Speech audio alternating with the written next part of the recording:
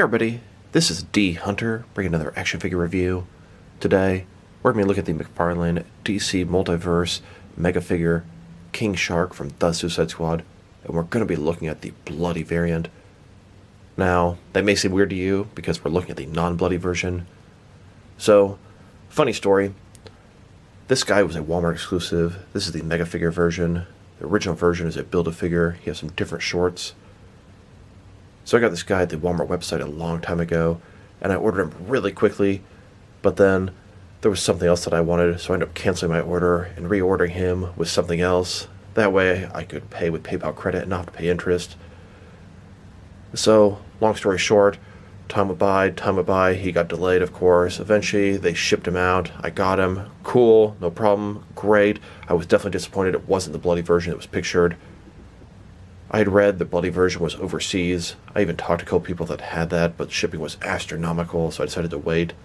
There's also the bloody version, the upcoming McFarlane 5-pack from The Suicide Squad, and I even considered buying that just to get the bloody version of King Shark, but honestly I was never going to do that. That'd be more than $100, and it just wasn't worth it.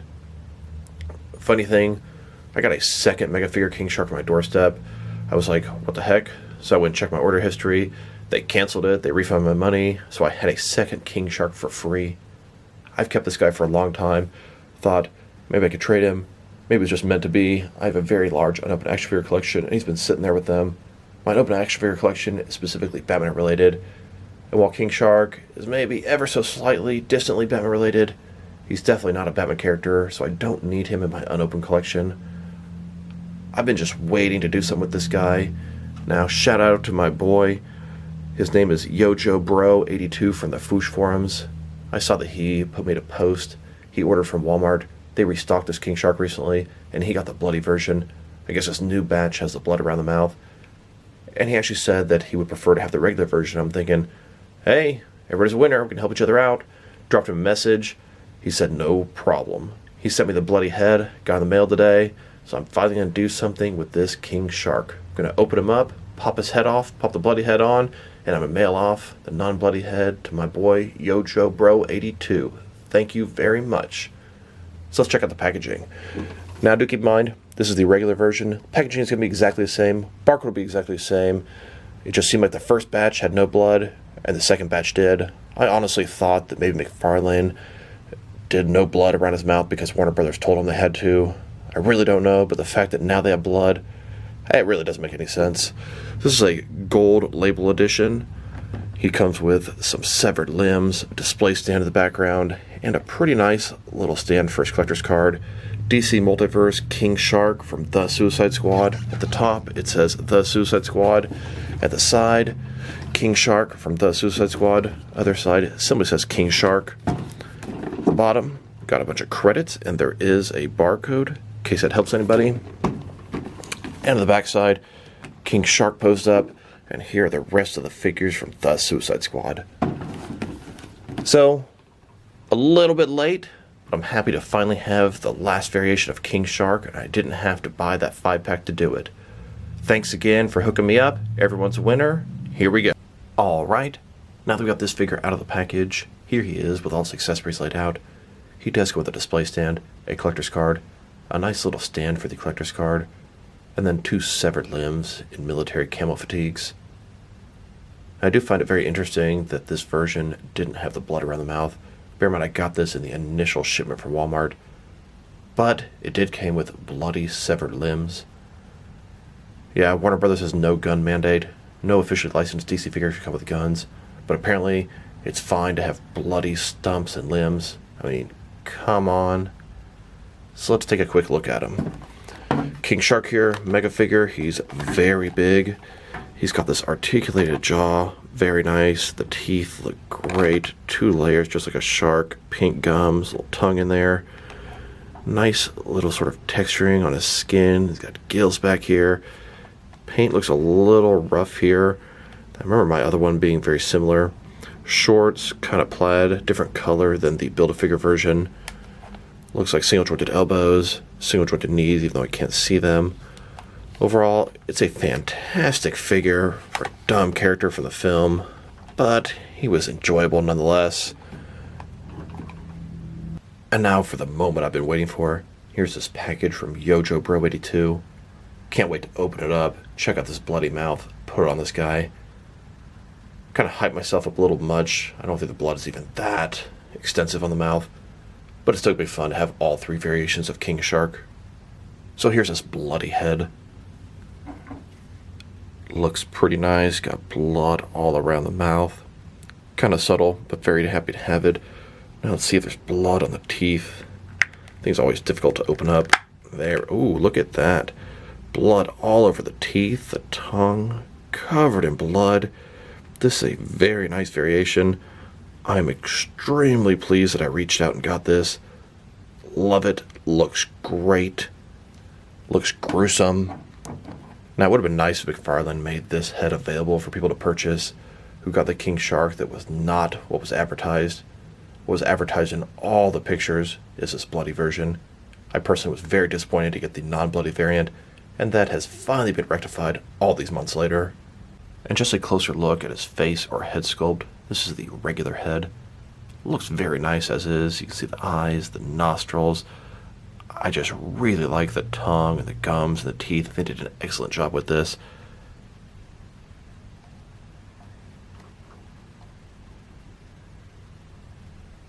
And here it is, head swapped. This is the bloody head, blood around the mouth, blood on the teeth, blood on the gums, blood on the tongue. I love it. It's considerably different than the other one.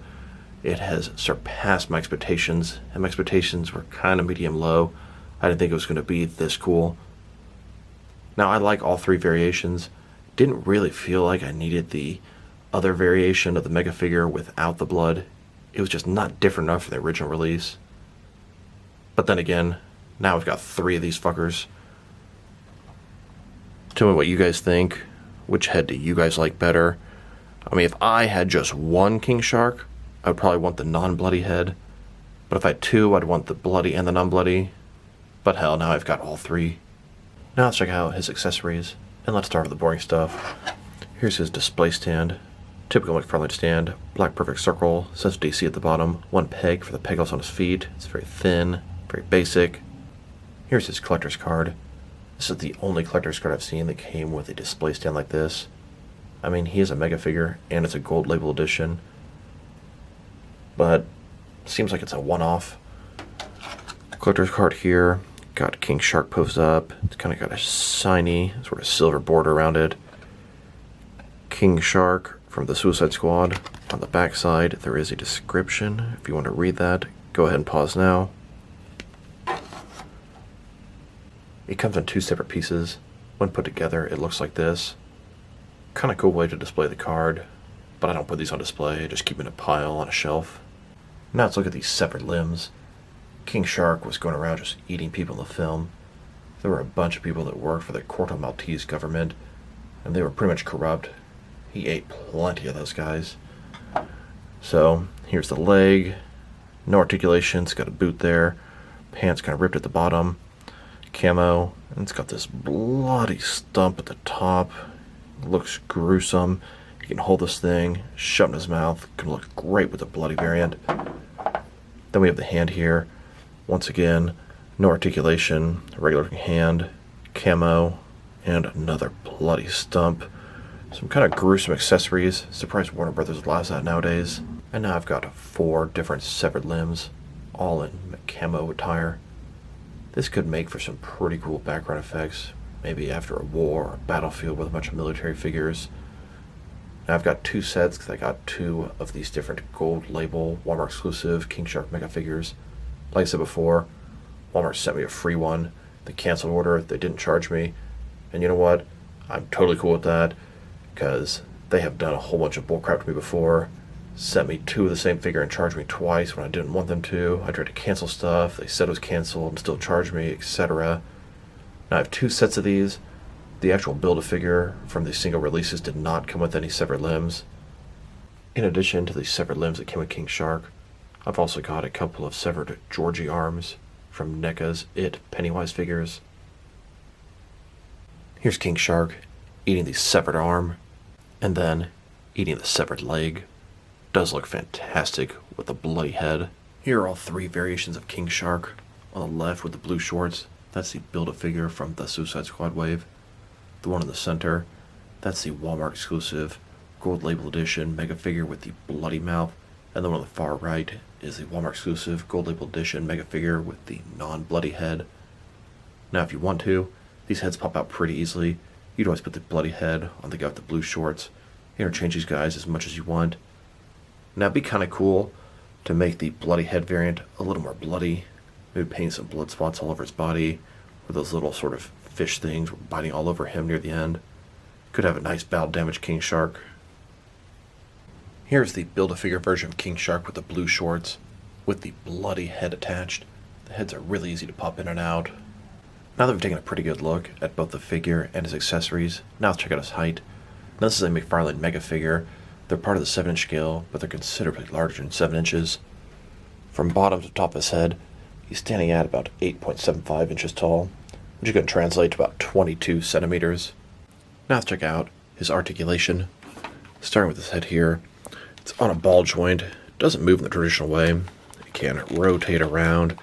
It can go from side to side a little bit. It can go up and down. It can pretty much go all the way around, at least a little bit.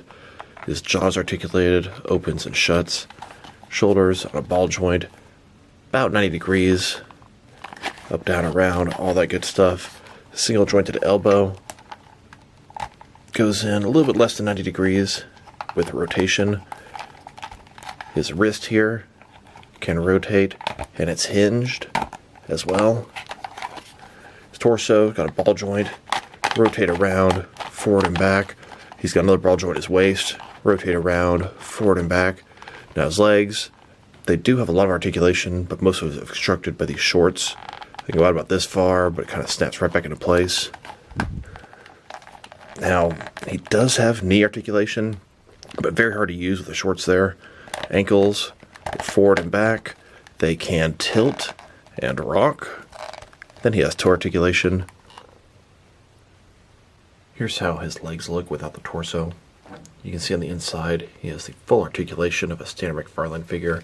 Legs can go out considerably further. We don't have the torso sort of pushing his shorts out. I can see some people maybe making a slit on the shorts or replace them with cloth soft good shorts to get more articulation. Of course, if you do that, it really doesn't have sort of a frame for this guy, so you'd have to find a clever way to do that. Here's King Shark saying hand, and Amanda Waller, yes, that is your hand. Very good. Here's Rick Flag on the walkie, asking the rest of the team, what's everyone got? And then King Shark is on the walkie, and somebody says, bird. And Rick Flag's like, get off the walkie! Here's McFarlane's Suicide Squad in an abandoned, destroyed building. They're all just sort of hanging out right now. And here they are, all geared up and spring into action. Here's King Shark, chewing on a soldier's leg. You can see it's a bloodbath here. He just took out a whole squad. And just one last close-up of his face. Blood all over his mouth. Here's McFarlane's 1966 Adam West Batman using his Bat Shark repellent to get rid of King Shark. Now let's check him out, next to some other action figures.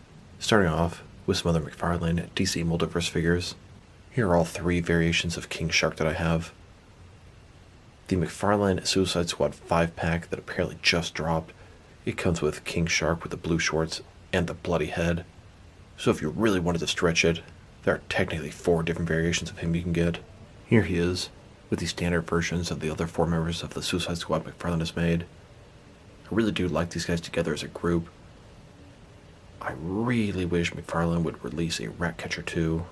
I would love to add her to the collection. Here's the entire McFarlane The Suicide Squad collection. Just like King Shark, Peacemaker and Bloodsport also have variations. Now I know I'm beating this dead horse with a stick, but man, please give us a Ratcatcher 2. Here's King Shark, next to the Wonder Woman 1984 figures. Wonder Woman 1984 also exists in the DC Cinematic Universe, alongside the Suicide Squad. And here he is, next to the entire collection of Zack Snyder's Justice League figures by McFarlane. Zack Snyder's Justice League is also part of the DC Cinematic Universe, alongside the Suicide Squad and Wonder Woman 1984. Here are all the McFarlane Mega figures that I have. A mega figure is essentially a 7-inch scale figure that's much larger than the other figures. Has to be bigger packaging. Swamp Thing is by far the tallest of them. The next two they're making are Titan Joker from Arkham Asylum and Clayface from the Rebirth comics. And then rumor is the next two are Killer Croc and Man Bat. And here he is, next to all the different McFarlane DC Multiverse Build-A-Figures. Now let's check him out. Next to some other recently released McFarlane DC Multiverse figures. Here he is, next to a couple of Lex Luthor figures. And here he is, next to a couple of Lobo figures. Then, next to the Birds of Prey Harley Quinn and the Mortal Kombat 11 Joker. And here, next to Superboy Prime and the Dark Knight Returns Armored Batman Blue Edition. Then, next to the Batman 3 Joker's Wave. And now, next to a few different McFarlane Swamp Thing Mega figures.